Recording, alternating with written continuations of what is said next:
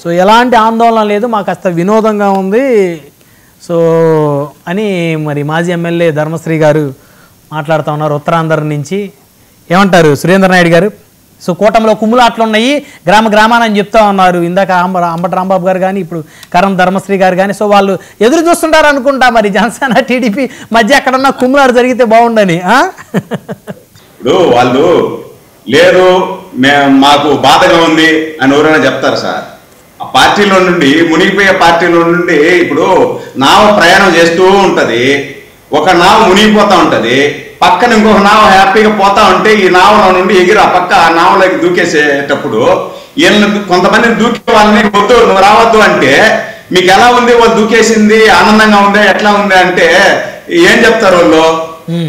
అంతే కదా. ఇది కూడా వైసీపీ అనేది ఎప్పుడు మునిగిపోయింది నావ.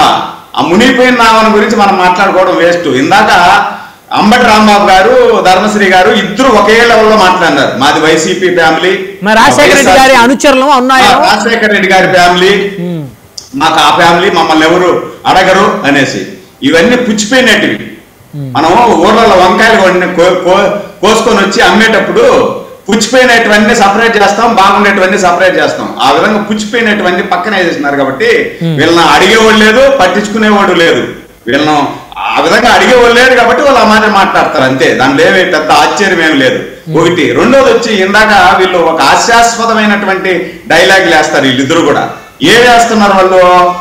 ఇప్పుడు ప్రజల్లోకి ఆయన అధికారంలో ఉన్నప్పుడు అధికారంలో లేనప్పుడు రాలేదు, ఇప్పుడు 13 నెలలు రాలేదు జనాల్లోకి పవన్ కళ్యాణ్ గారు అని చెప్పి ఆయన చెప్తున్నారు. అధికారంలోకి రాకముందు కూడా ఆయన ప్రజల కోసం, ఈ రాష్ట్ర భవిష్యత్తు కోసం బ్రహ్మాండంగా ప్రజల్లోకి వచ్చారు. మీరందరూ కూడా అరెస్ట్ చేసి ఎక్కడ జనాల్లోకి తిరగనీయకుండా చేసినా కూడా నేను ప్రజాసేవ చేయాలా, ప్రజల కోసం పనిచేయాలా అని చెప్పి ప్రజల్లోకి వచ్చారు. ఆయన సినిమాను ఆపేస్తే కూడా, ఆయన సినిమాను పర్మిషన్ ఇవ్వకుండా ఆపేస్తే కూడా నేను ఫ్రీగా కావాలంటే సినిమా వేస్తా, నేను ప్రజల కోసం పనిచేస్తా, వచ్చిన డబ్బును ప్రజలకు పంచుతానని చెప్పి ఆ రోజు ప్రజల్లోకి వచ్చింది మనం చూసాం. దాని తర్వాత ఇప్పుడు అధికారంలోకి వచ్చిన తర్వాత మీరు చూడండి, ప్రతి గ్రామంలో కూడా ఎక్కడైనా రోడ్లు వర్క్ జరుగుతూనే ఉన్నాయి. అస్తవ్యస్తం. 5 సంవత్సరాలలో ఎక్కడా కూడా ఒక తట్ట మట్టే లేదు, ఒక రోడ్డు కట్టలేదు, ఒక కాలువ కట్టలేదు. కనీసం జెండా వందనం చేసేదానికి కూడా 100 రూపాయలు ఇల్లాయి వైసీపీ. పవన్ కళ్యాణ్ గారు మినిస్టర్ అయిన తర్వాత, ఉప ముఖ్యమంత్రి అయిన తర్వాత ప్రతి గ్రామానికి రోడ్డు, ప్రతి గ్రామానికి మంచినీరు కావాలి అని చెప్పి చెబుతూ 10,000 రూపాయలు ప్రతి చిన్న గ్రామానికి కూడా 10,000 రూపాయలు, పెద్ద గ్రామానికి 1,00,000 రూపాయల వరకు జెండా వందన కార్యక్రమాన్ని కూడా ఇప్పించిన ఒక అద్భుతమైనటువంటి రాజకీయ నాయకుడు ఆయన గురించి వీళ్ళు మాట్లాడతారు. ఒకటి, మనం 5 సంవత్సరాలు ఏం చేసినాం అనేది ఒకటి చూసుకోవాలి కదా. మీరు అధికారంలోకి వచ్చిన 5 సంవత్సరాలలో ఏ రోజైనా ప్రజల్లోకి వచ్చారా? ప్రజల్లోకి వచ్చి కనీసం ప్రజల్లో పక్కన పెట్టేద్దాం సార్, వీళ్ళ ఎమ్మెల్యేలకు కూడా 151 మంది ఎమ్మెల్యేలకి సింహభాగం దర్శనం ఇవ్వలేదు. ఆయన సింహభాగం ఎమ్మెల్యేలకి ఎవరికి కూడా ఈయన అపాయింట్మెంట్ 5 సంవత్సరాలు ఇవ్వనటువంటి దుస్థితిలో ఆ పార్టీ ఉంది. అదే విధంగా ఎక్కడైనా బటన్ నొక్కాలని చెప్పి ఆయన వస్తే కూడా ఆకాశంలో వచ్చాడు అనుకోండి, కింద షాపులు మూసేశారు, కింద ఉండే చెట్లన్నీ నరికేశారు. అంత భయం, అభద్రతా భావం. ఒకవేళ దారిలో ఆకాశంలో వచ్చి ఎక్కడైనా దిగి ఒక 2 కిలోమీటర్లు వెళ్ళాలా వాహనం అనుకుంటే ఆ పక్కనుండే షాపులన్నీ కూడా కనపడకుండా 3 రోజులకు ముందే షాపులు మూపించి పరదాల సాటున ఈయన 5 సంవత్సరాల ప్రచారం జరిగింది, అధికారం జరిగింది.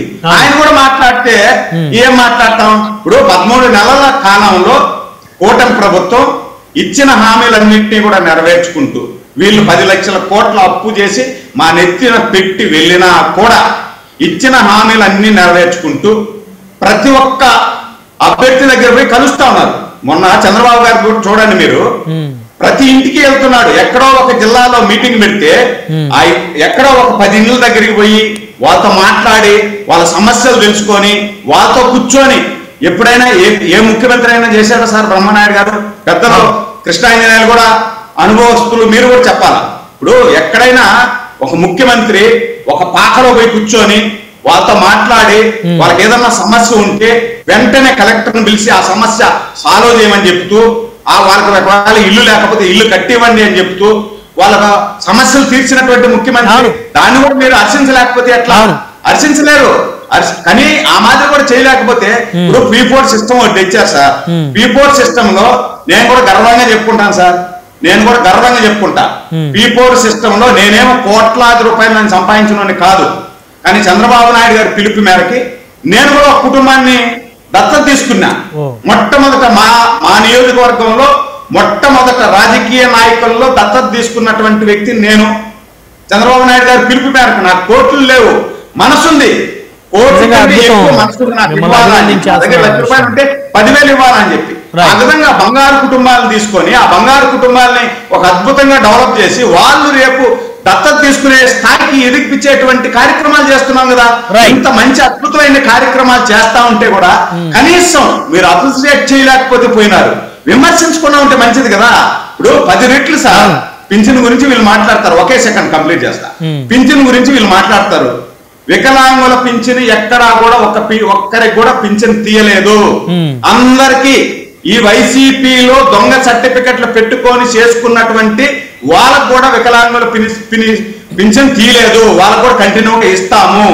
అదే విధంగా ఇప్పుడు ఎవరైతే మహిళలు ఉన్నారో వైసీపీ మహిళలు కూడా ప్రయాణం చేయొచ్చు సార్.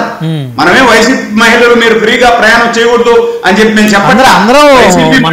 ప్రయాణం చేయొచ్చు. శ్రీకాంత్ గారు కూడా ఎలిజిబిలిటీ ఉంటే, శ్రీకాంత్ గారి ఇంట్లో బిడ్డలో మనవల్లో ఎవరన్నా ఉంటే 5 మంది ఉన్నా కూడా 5 మందికి కూడా అమ్మ తల్లికి వందనం పేరుతో డబ్బులు ఇస్తాం. దీన్ని కూడా విమర్శించద్దండి. ఒకవేళ వీలైతే మీరు సూచన చేయండి. ఒక మంచి సూచన చేసినారంటే మేము కూడా స్వాగతిస్తాం. ఆ సూచన ప్రకారం రాష్ట్రాన్ని డెవలప్మెంట్ చేసి ముందుకు తీసుకెళ్తాం. ఎన్నికలు ఇప్పుడు లేవు, దాదాపు ఇంకా 4 సంవత్సరాలు ఎన్నికలు లేవు. 4 సంవత్సరాల తర్వాత ప్రచారంలో మనం మాట్లాడుకుందాం, విమర్శలు చేసుకుందాం. ఈ రోజు పవన్ కళ్యాణ్ గారు వాళ్ళ పార్టీ నాయకుల్ని వాళ్ళ పార్టీ సభ్యుల్ని ఉత్తేజపరచడం కోసం వాళ్ళందరినీ కూడా హక్కును చేసుకొని ఈ పార్టీ ఎలా ముందుకు తీసుకెళ్లాలి, ఏమేమి తప్పులు జరిగాయా, ఒప్పులు జరిగాయా, ఏమన్నా లోపాలు ఉంటే చెప్పండి, ఆ లోపాలు సర్దేసుకొని మనం ముందుకు పోదామంటున్నారు. దాన్ని కూడా హర్షించలేకపోతే ఎట్ట సార్? ఇంత అమ్మాయి ఇంత సుత్రబుద్ధి లోపల పెట్టుకోవాలంటే బ్రహ్మనాయుడు గారు వైసీపీ పార్టీ అభినవ శకుని అంటే కలియుగ శకుని పాత్ర పోషిస్తున్నారు. వాళ్ళు ఎన్ని ప్రయత్నాలు చేసినా మాకు వాళ్ళకు ఎవ్వరికి విడదీయలేరు. అవినాభావ సంబంధం చెప్పారు. టీడీపీ జనసేనది ఒక పెళ్లికి ఇలాంటి బంధం ఎవరు విడదీయలేరని, దాన్ని ఖచ్చితంగా కాదలేము. ఆ బంధాన్ని ఎవరు విడదీయలేరు.